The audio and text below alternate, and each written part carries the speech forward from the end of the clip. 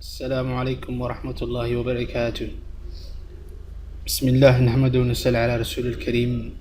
kusoo dhawaada walaalayaal, waa markale iyo walaalkiin maxamed xasan oo idin leh kusoo dhawaada samaka ama Somali Academic iyo cashiradeenii inoo socday oo Windows 8 ku saabsanaa ama Windows 8 training. insha Allah taala si hore cashiradii inoo soo socdeen, maantana waxaan baran doonaa waxaan ku dhex jirnaa cashirkii control panel sida loo isticmaalo control panel iyo casharadiisa. cashirkii hore wuxuu ahaa introduction. insha Allah taala haddana waxaan qaadanaynaa sida program marka furaysid muxuu ku furmaa. Mathalan Word wax ku qoray ama Microsoft Office waa save grace hadhow warta inaad furto by default ama si uu ku furmo automatic, yani si loo sameeyaa. marka maanta waxaan baranaynaa waxa la yiraahdo default program. اولا سهروا برنا waxaan tagaynaa control panel. xaggan control panel ka tag, right click ku sii, xagga hoose screen mesh laga galo, xagga waxaa rabtaa control panel xagga dhag ku sii. insha Allah taala xaggana ku soo baxayso haddii uu ka yahay sidii large icon small icon. مثلا haddii saan ku soo baxay ama uu saan kugu soo baxo, don't worry, xambaha ka weyn. insha Allah xagga tag view pie meeshaas click ku sii, category ka dhigo. sidaan uu kugu soo baxo xagga waxaa aragtaa xagga hoose programs, xagga kliga ku siin uninstall program. waa baro doonaa insha Allah taala taa.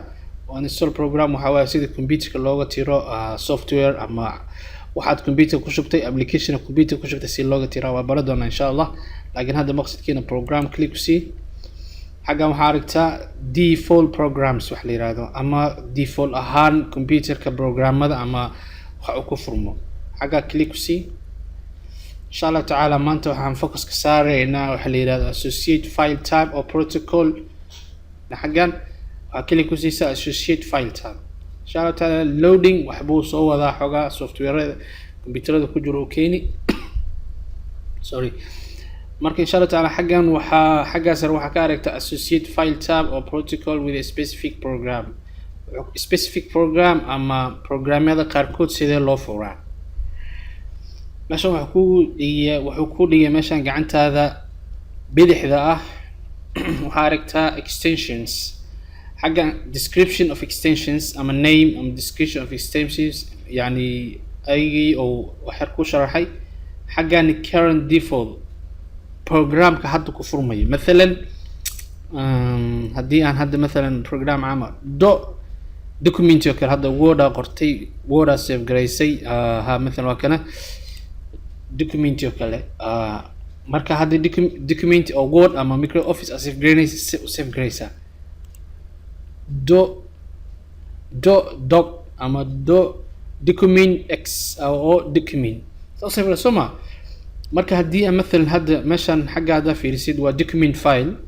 haddii uu Microsoft Office kugu jiro meeshan waxa laga yaabaa inuu kugu soo qoro Office the current default pro. ani Office iguma jiro, laakiin meeshan hoose isku midkiiba waxa ii furayo Office waxa wixii document x wixii waxa ii furayo waxa la yiraahdo WordPad. WordPad waa Office Open, waxa weeyaan waa computer waa program computer by default ahaan ugu yimid oo Microsoft Office soo shubtay, ma aha mid aad ku shubanaysid.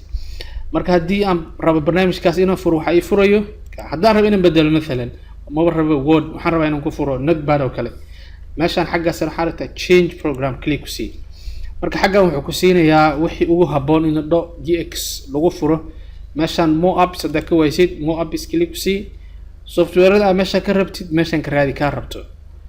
haddii kale more another app on PC, haddii computerka ka sii raadi software kale marka click ku sii wuxuu ku furayaa folder ama this windows kii dib dooro meesha rabtid. مثلا waxa desktop program ku yaala rabtaa inuu ku furto مثلا so as you like. marka hadda cancel aan dhahaniyo uma baahni. marka wada kala jirto oo مثلا inta badan u baahan inaan meeshan timaado kulama talin lahayn, laakiin aasi cashirka insha Allah taala naga soo dhex gashay maanta ku saabsan yahay waxa la yiraahdo default program. haddii hadda xagga hoos soo dhigo مثلا wada kale ka fudud jirto oo lagu furo default program lagu tago. xagga hadda right click yiraahdo hadda haddii aan abuuro new folder maybe text aan meeshan ciwaan aan u baxsho magaciisa la yiraahdo Windows 8 training. Sorry, where is 8? Windows 8 training internet. hadda مثلا haddii aan wax ku qoro kusoo dhawow casharo ku saabsan Windows 8 taasoo ay idiin soo gudbinayso Samaka ama Somali Academy.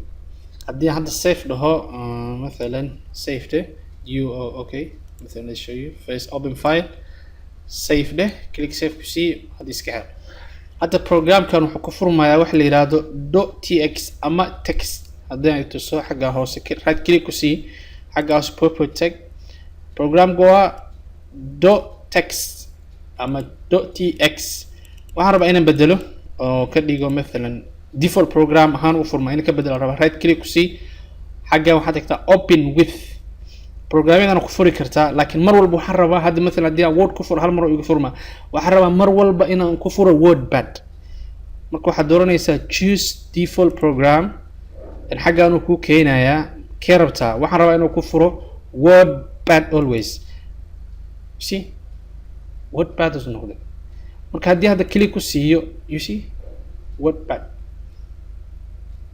amazing right marka taas program for ay program arabto save it you are power to save the document text only format okay yes save it مثلا haddii hadda marka aad mar kale furatid مثلا waxaad haddana waan wordpad waan nacdo waxaad in ku furatid notepad right click ku see open with notepad in open notepad laakiin hal mar bas kaliya haddii aan ku noqono wili wordpad weyn so by default program as I say default program ka qorta xagga tag choose program xaggan dhibicda taal check as saaran use this app for all .text file mar walba isticmaal hadda مثلا haddii click ku siiyo mar walba isticmaal weeyaan word haddii hadda ka qaado haddaan check as ka qaado haddii hadda notepad aan click ku siiyo weligiis notepad ma isticmaalayo maxaa yeelay checkii xagga qaadan oo barayay inaan mar hadhow haddii aan xiro haddaan furayo xusuusnaaw